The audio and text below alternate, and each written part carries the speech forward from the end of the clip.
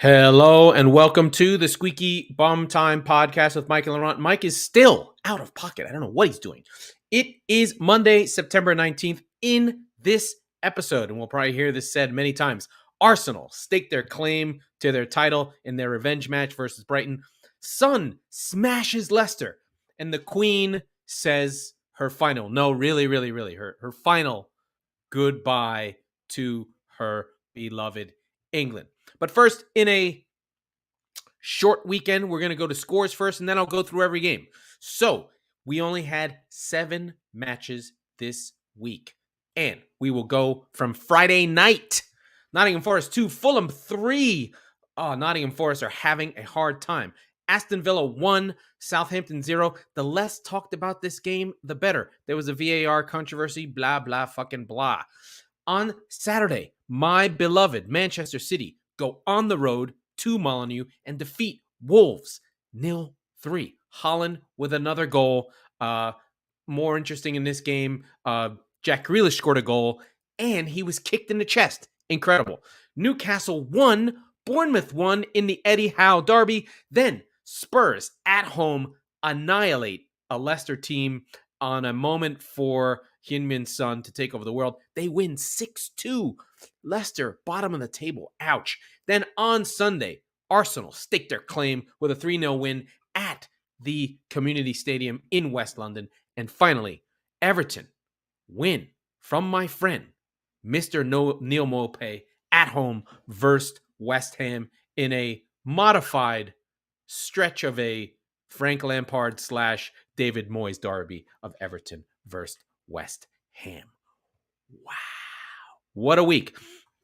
It has been a little muted this week, I think.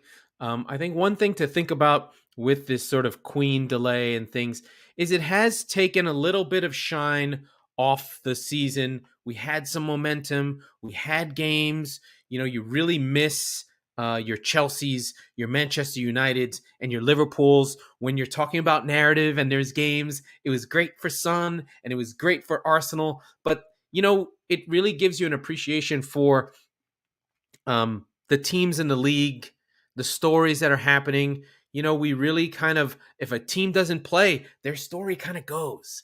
So Brighton didn't play, Palace didn't play, Chelsea didn't play, and their opponents, they just kind of disappear, and we lose, you know, stories from 6 teams that are just like, poof, gone. Leeds, no MLS USA Leeds, no Jesse Marsh, no what's going on with Ten Hag, no what's happening with Brighton and Potter, what's happening with I forget who Chelsea were supposed to play, but it was a London derby, and it gets disappeared from the list, and I don't even remember who they were supposed to play. Now that I look at it, I'm just like looking through the list of teams, and I'm like, oh, who were they supposed to play? I don't even know. So it kind of it may have been I don't even know. I don't even know who they would have played. So Chelsea didn't play, and they just vanished, and I don't know where they are. So we do miss our friends. We miss the sort of drama of the Premier League, but we'll get through it with the narratives that are available to us. And I think the first stop has got to be at Arsenal, going to Brentford and really cruising this game. They really had no problem. Gabriel Jesus scores his 4th goal. And I think the question has to start to be asked, you know,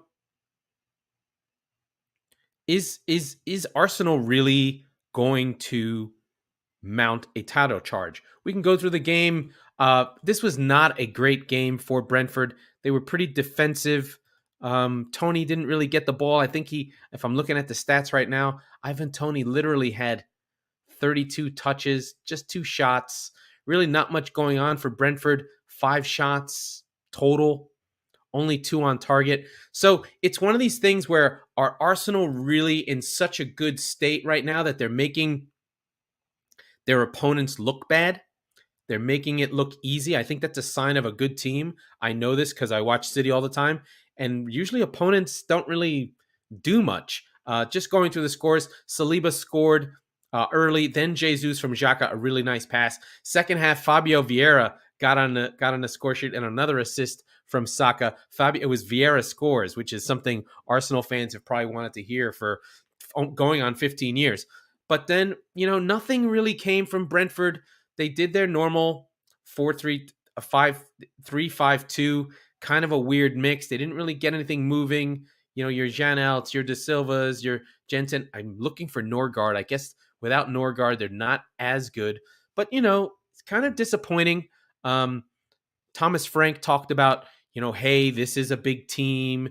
And, they didn't have their normal fight. They didn't have their normal physicality. This is a big team. And I think Arsenal can win the league. And I think that's a question that we all have to ask. Stranger things have happened. Arsenal can win the Premier League. It is conceivable. But if we think about this team, especially from last year, there's not much change. There is change, but personality-wise, it's not significantly different. You have Saliba in charge at the back there, and you have Gabriel Jesus, so they do sort of solidify things. I think the midfield's a little funky.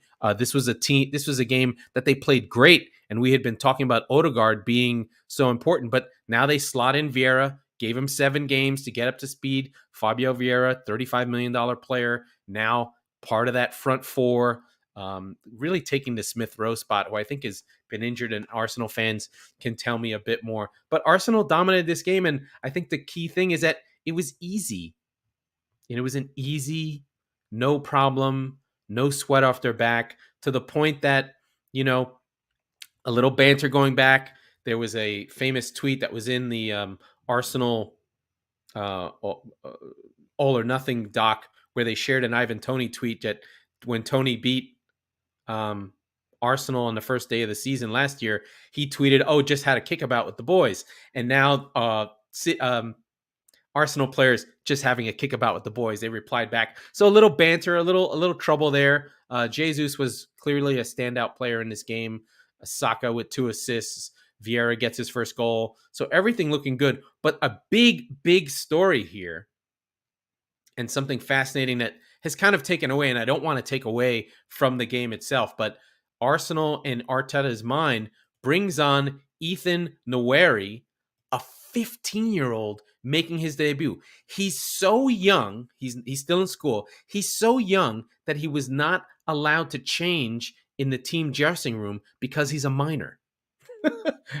He had only 2 touches, a little bit of 1 run pass completed, a little bit of a carry. He ran a little bit, didn't really go anywhere. But to have a 15-year-old play in your side is just something incredible. An English player must mean the world for him. Now, the history of 15-year-olds of being if you look at the list of the youngest players who've ever played in the Premier League, there's no stars.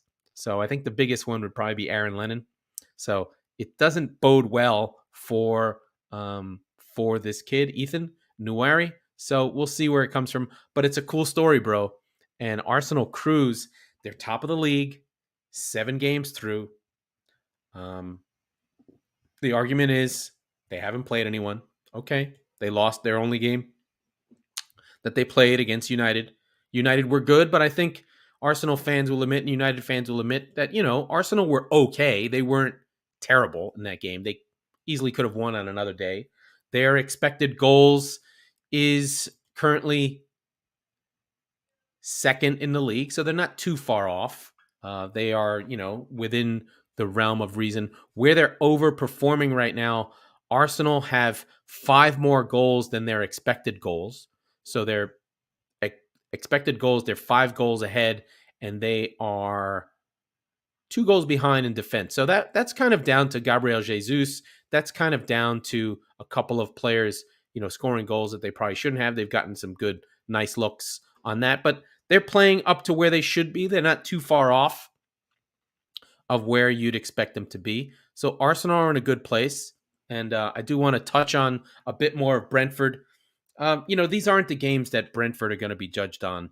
They like to punch above their weight. They like to sort of be physical and take teams on. And it's a shame that they didn't get to play their best, because, it would have been nice to have another London rivalry. One thing that the press has brought up that's interesting is maybe Thomas Frank is going to go to Leicester City. If I were him, I would not go to Leicester City. There's a possibility there, because we'll get on to the Spurs game in a minute because of what's happening with Brendan Rodgers. Is Brentford a better job than Spurs than Leicester? I don't know. Maybe Thomas Frank isn't there. Maybe the players are noticing it. There's all these little weird psychological things. I mean, the difference between one team and another is very little. So you can sort of get into those spaces of where's Brentford's head at? Is his head turned? Does he want to go on and move to another team? I don't know that. I certainly hope not. I'd like him to stay there. That takes us on to the next game. The next big game would be the Spurs result at home against Leicester. It looks worse than it was. Leicester, Spurs scoring 6 with a hat trick from Son in the final 15 minutes. But before that first goal that takes the game to 4-2, it's 3-2. It was a weird game. The first half ended 2-2 on an amazing goal in the 40th minute by Madison. Leicester were okay in this game going forward. I watched all of it. They were okay. They were hanging in there. They were doing Leicester things, moving the ball through. Davinson Sanchez gave up a goal, gave up a penalty. I don't know why he was in the game. He did end up getting pulled later on. Davinson Sanchez gives up a goal to Yuri Tillemans, a penalty. Then Harry Kane on a, you ready? Set piece. Set piece goal from Kulusevski, who was in for Son. Then another set piece goal from Dyer on 20. And then, like I said, Leicester tied it up on an amazing goal by Madison in the 41st minute. So you go into the half, it's 2-2. The teams are playing well. I think the big story here would have been, I think a lot of Spurs fans were calling for it, was that Heung-min Son had been benched. And where was he? And how's he doing? And, you know, we know that Sonny is a super sensitive guy. He almost, I don't want to say it, but he almost stereotypically has like a very Asian sort of feel of like puts all the pressure on himself and like failing his family. He's taking Spurs as his family and he's letting them down. And you could see that as we go through and he scores his goals later on. You could get the sense of relief, of sort of like an anger, a sort of feeling that he's been able to let go. I thought the best player in this game for Spurs was Betancourt. He scores the third goal on he just bum rushes Wilfred Ndidi, who gets an atom ball sent to his back. Clearly, Ndidi's not back up to speed in a Premier League. He'd forgotten that you get pressed the fuck off the ball. So 2 set piece goals, a really bad goal on that Ndidi got pressed on, and then after the Betancourt goal, there's a bunch of changes. Son comes on for Richarlison. Richarlison deservedly got his spot. Son comes on. He's putting himself about. Things are happening. And then the first goal that Son scores, another turnover for Betancourt. The first goal is classic Sonny. He's on the break. He's outside the box on the left. He hammers it. 2 defenders. He's got them spun around. 2 defenders, top bins. Beautiful. Boom. Spurs up 4-3. Then 10 minutes later, some changes for Leicester. They try and change it up. Vardy comes on. Iheanacho comes on. Then from Son, again, another turnover. This time Kane providing to Son, which you've seen a million times. Boom. Left foot, top bins. So now Sonny's got 2 goals. Left foot, right foot. Both incredible. These are outside the box. Amazing goals. And Son's celebrations are just like, yeah, who the fuck am I? That's what it was very much. I'm the man. Don't fucking bench me. You know, nobody's benching Mo Salah after he led the league in goals. Why am I getting benched? He was very upset. He was hurt. He was frustrated, and it showed. And I think like towards the end, as he sort of was releasing, and he scored the first, and then the second, and then of course at the end of the game, he does get a third from Højbjerg, who's just like rampaging through the midfield. At this point, Leicester are collapsed and fallen apart and don't know what planet they're on. And Son scores a goal that does get VAR checked. So there was a little bit of an anticlimax on the 15-minute hat trick. But Son was the story here.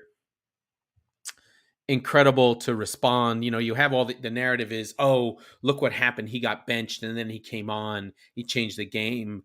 And now Conte has this great problem of what does he do with Richarlison's son, Kulishevsky, Kane.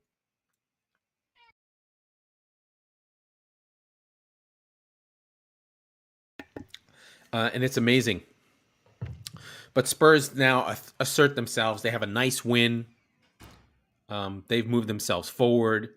They have a nice goal difference thing here. They have a nice process here. They can feel good going into the break, into the North London derby. They do play Arsenal next. And a good win, even though the XG was the same. That just gives you a sense of how good the goals, how good the goals from Son were, and that this game was 6-2, but the XGs were the same because Son's goals were just off the charts, 1 in a million goals. Incredible stuff from Sonny. He's just a great finisher. He just is such a good finisher. And if he wasn't, I swear to God, if he wasn't named Heung-min's son, he'd be on Barcelona or Real Madrid right now. There is a weird, unexplained, and you can look into the Jeremy Lin arguments. It's actually there, an explained bias against Asian athletes. I don't know what it is. I don't know what it means. I don't claim to have any depth into it. It's real. It happened, and whatever. I do want to touch on this. So Conte was excited. Spurs, the players were very much behind Sonny. It was a really good feel-good event for Spurs, and I think overall, and Mike would be better able to articulate this, but I don't think that Spurs have played particularly well yet. But they're winning, and that there's another level to Spurs. I think that they can be better. They can really get grooved.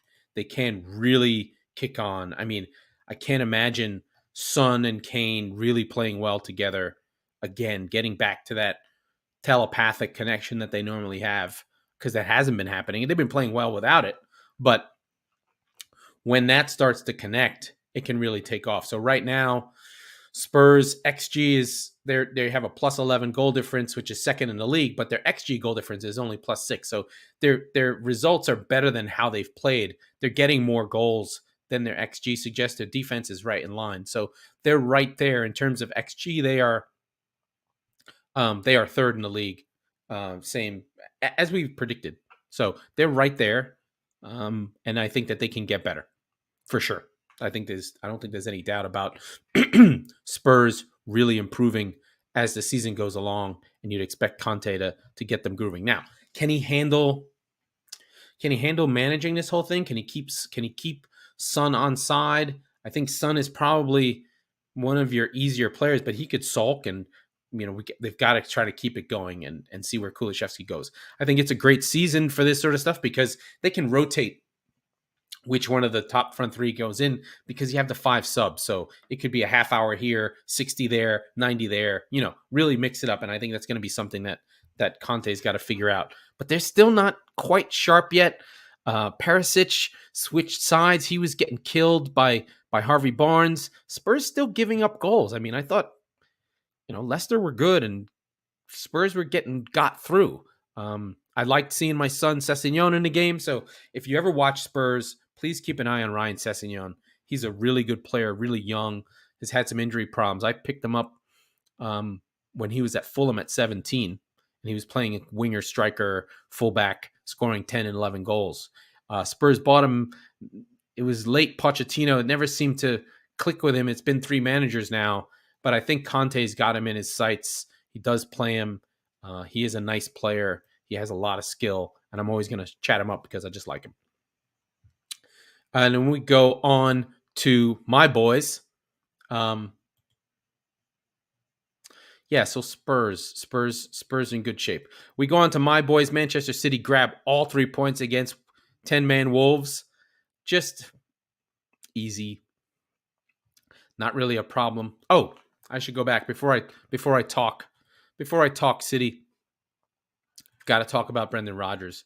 He's done. He's at Leicester. He's getting $8 million a year.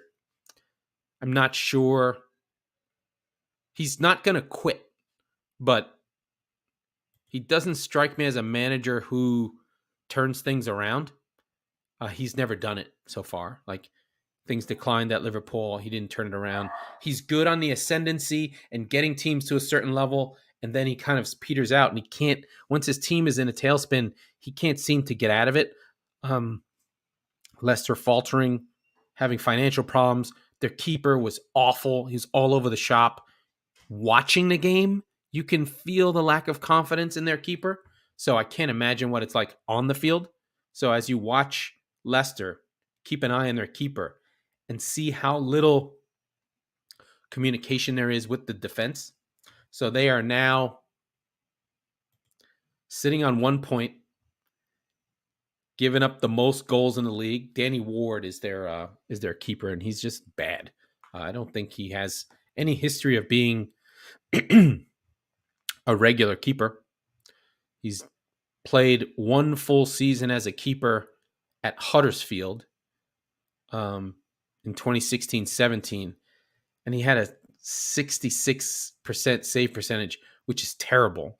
And right now he's on a 41% save percentage, which is it doesn't matter how many shots you face, you cannot only make 15 saves on 36 shots. That's on you. You got to be in the 70% range. In the 70% range, he'd be saving their ass. Right now, he's just getting murdered. He's not good. He's not holding that team together. And right now, Leicester have given up the most goals in the first 7 games of the season in Premier League history. They're on 22 goals. That's over 3 goals a game. And they can't defend set pieces. This team is falling apart. And Brendan Rodgers, either he turns it around or he gets canned. So I don't know if he'll make it through this break. What's going on with the brain trust at Leicester, but he should be on the road to fired. And then the dance happens again. Then it's Thomas Frank. Then it's Sean Dyche. Then it's, where does everybody go? So now I can go to my beloved Manchester City, who defeat Wolves 3-0 in an easy match. Another easy one. As I've said a million times before, when City score early goals, the game's over. So Jack Grealish gets on the score sheet on a classic Manchester City goal down the wing. De Bruyne to Foden. Foden turns his back, holds it up, then backheels it into a run from De Bruyne on the right side. De Bruyne fires it into 2 willing runners into the box, goes past Haaland. There's Jack Grealish putting in the goal in the first minute. No problem. Easy peasy, Japanesey, not a problem. City have their goal early. Wolves are doing nothing in the first half. Then on 16, Haaland, this time he scores from outside the box. So just a quick turnover. Silva gets a hold of it. Bing, bang, boom. Haaland in front, left foot, takes it home, scores a goal from outside the box. And you can see Jack Grealish runs into him and says, I didn't know you could score from outside the box. The next big event in the game is on 33 in the first half. Nathan Collins, inexplicably, on a ball out to the wing on Grealish's side, just kicks Grealish in the chest. It's just like, I'm just going to go kick this guy in the chest. Collins had been a really good young defender who had been at Burnley, underrated, played the back half of the season, filling in for me and Tarkovsky during their injuries. He's only 21 years old, had played a full season in a championship at 19, coming through Stokes Academy. Really good player, but he lost his mind and tried to kill Jack Grealish.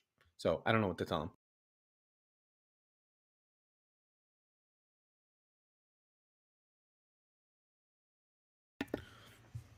So he's there. He's sent off. And weirdly, City drop a gear.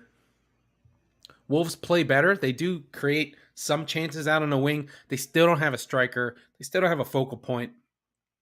They did get into decent positions. Neto, this guy, that guy, but they really couldn't create anything. A bunch of shots from outside the box. John Stones playing fullback again, even weirder.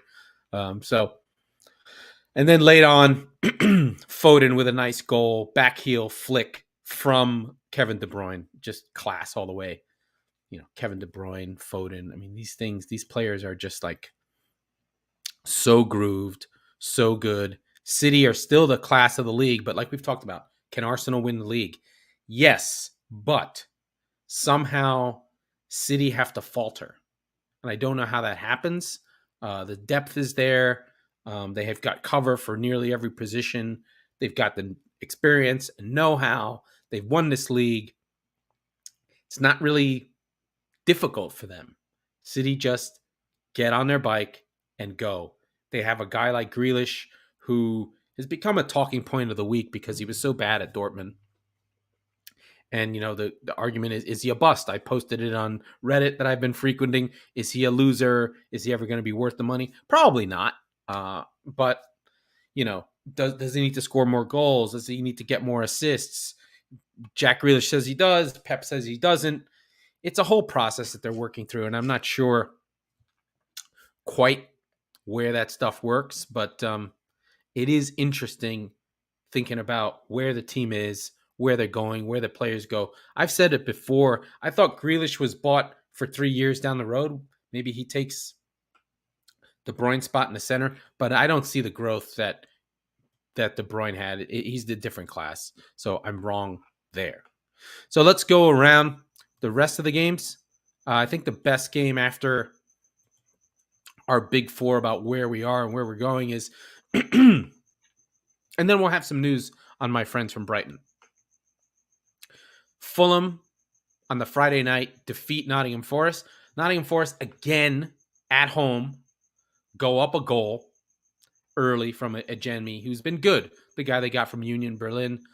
But then Fulham are just really good right now, and they score 2 really good goals following up a header from Tosin, former City, and then my favorite new player of the season. It all happens in 5. So Forest are up. They get through the first half. Second half on 54, 57, and 60. Boom, boom, boom. Fulham score 3 goals. Really put Forest away. So Marco Silva seems to have learned from his first job about some of the pain points of being a Premier League manager. Managers can get better. And it looks like Fulham as a club have learned, hey, let's not rebuild our whole team. Let's just get key players. And those key players are João Paulinho. What a player. He's a big, and Pereira also really good. They got from United. But Paulinho is the one I really like. Big, 6'2", defensive midfielder. Just kicks the shit out of people. He's a really tough motherfucker.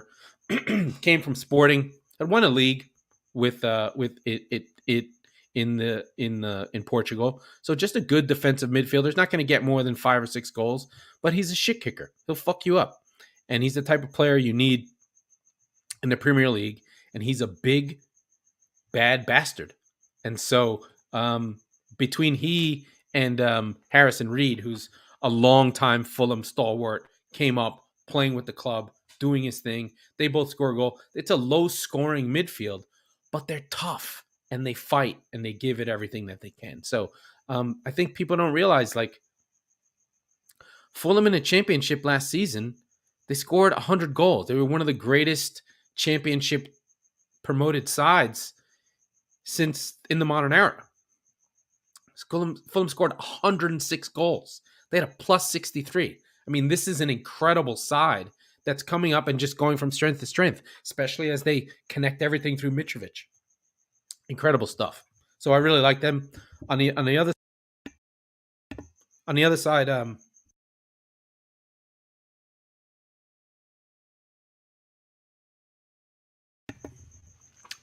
side, Forest look to be in trouble.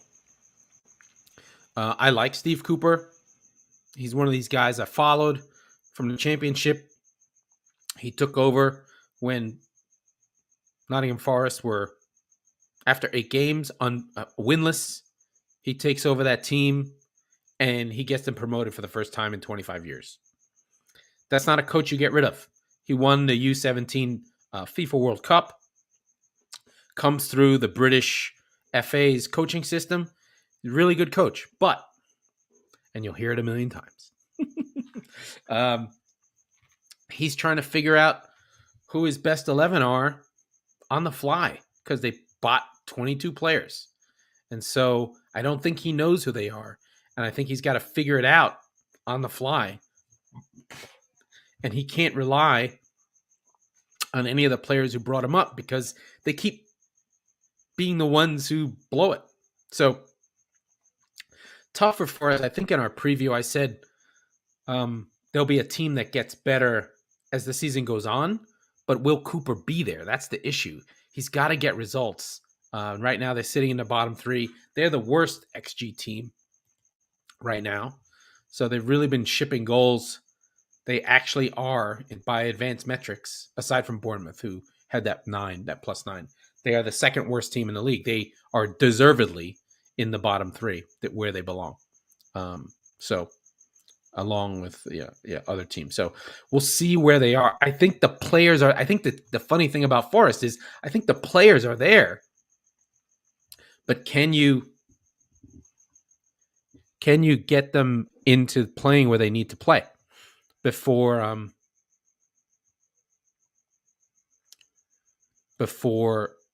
Cooper gets fired? So they got to figure it out. Other games, let's see. Where else can I go? Excuse me. Everton get the win, their first win of the season. Big win for Frank. I think I'm coming around on Frank. I thought he was a terrible coach, but I might be wrong. He's got something there at Everton that's working. He's saying the right things. He said something that really connected with me is that the team needs to play the way the supporters feel about the team. So a lot of energy, a lot of passion, get those home wins and Everton is going to be fine. But I think they've actually put together quite a good team now that I wasn't sure would be there. I think the Iwobi thing is a big deal. Mopé's there now. They actually have a person who can call themselves striker. I loved Connor Cody and Tarkowski. I've had some conversations. I never understand why these teams don't kind of get these regular defensive defenders. Like you look at Newcastle getting Dan Burn. You see Ben Mee goes to Brentford. Tarkowski and Cody going to Everton. These are just defenders who won't take any shit. They won't fuck around. If the ball's in the way, they hoof it. And I think Tarkowski and Cody are you're just not going down. Like there's no way your team is going to be in trouble when you have real, rugged, put a shift in guys who play for your team. The one player I also noticed that was really good for Everton was young Nathan Patterson, their right fullback. Really, really good. So between Mikolenko and Patterson, they've got legs that can run up and down. This team's good. I have a lot of faith now in Everton. They're not going anywhere. And Ghana and Idrissa Gueye and the whole thing seems to be fine. On the other side is West Ham. I don't think West Ham's in trouble. I don't think there's any problems with West Ham. But, they got to start winning. They lost that early game against Forest. It's really killed them, where they took like 35 shots. They are doing okay in Europe, but Moyes has to integrate people. We're getting nothing from Bowen. Nothing's coming from Antonio. Things are just a little bit weird. Nothing from Bowen, nothing from Antonio. They're just not able to score. They're not scoring any goals. Like it's just not firing right now. And I think with all that they've spent, especially all the attacking players, West Ham have got to get better and soon. It's early. Even when you're 20 games in, you're always 2 wins away from being safe. So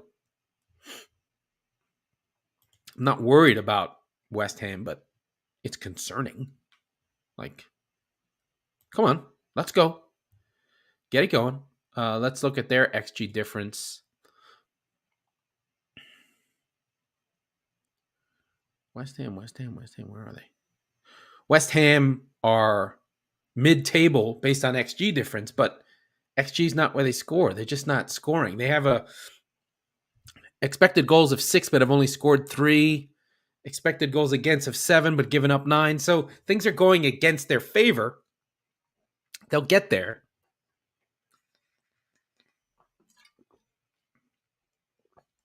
But it's been bad luck. So they'll turn it around. I'm less worried about them than other teams.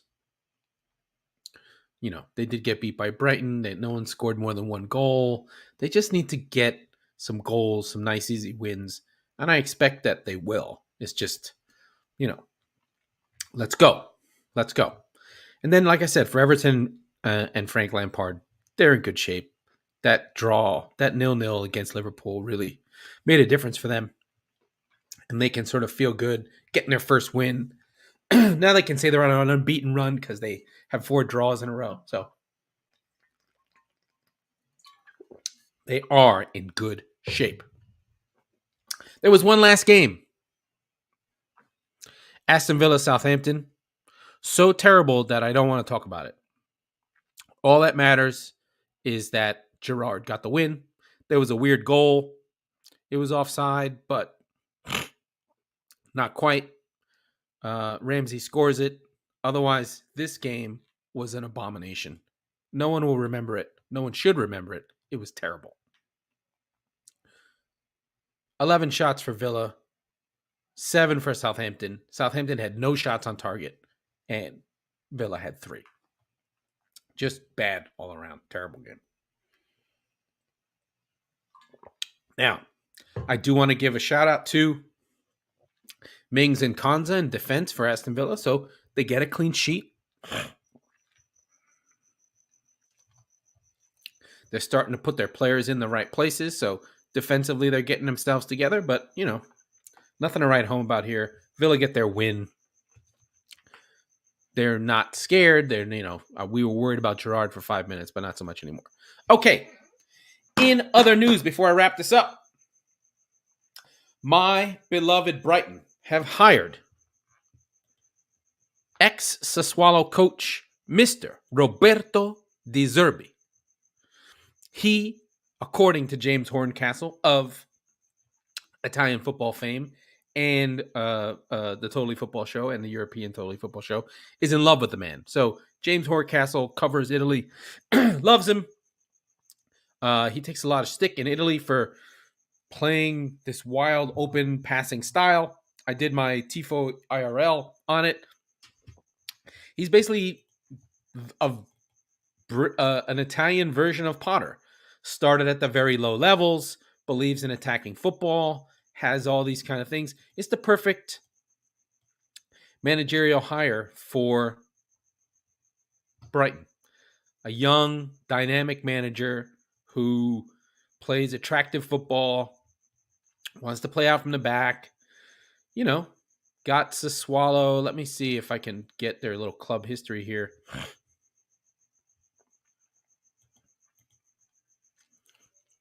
Should have done a little bit more preparation, but we'll have a look at it in a second. Sassuolo, where are you? Okay. Sassuolo. Here we go. Sassuolo. Let's see. Their next match is versus Salernitana. He got them to finish 8th. He developed Domenico Berardi and Caputo. The striker, Gianluca Scamacca, who now plays for West Ham, came from Sassuolo. He had them in plus goal difference territory. So scored 60, gave up 60. I mean, giving up 60 goals is a fuck ton. That is a lot. But they play attacking football and they give up goals. So we shall see what he brings to the table. It probably takes some time. But I don't think, Brighton are in any rush. I don't know if my love affair for Brighton will continue under De Zerbi, but we'll see. Keep an eye on that and see where we go from there. Okay. I'm going to wrap this up again because my throat is going, but I will give everyone credit. I made it to 40 minutes by myself. Mike will be back hopefully soon. Maybe he just needed a mental break from all the craziness around football. Anyway, that was the Squeaky Bum Time podcast with Mike Salerno and Laurent Cortines. We are the football wing of the Chop Sports Network. We record on Mondays and Thursdays. So be sure to subscribe wherever you get your podcast. It means the world to us. And if you're listening on Apple, please rate and review the show. And thank you to FanHub. We love you and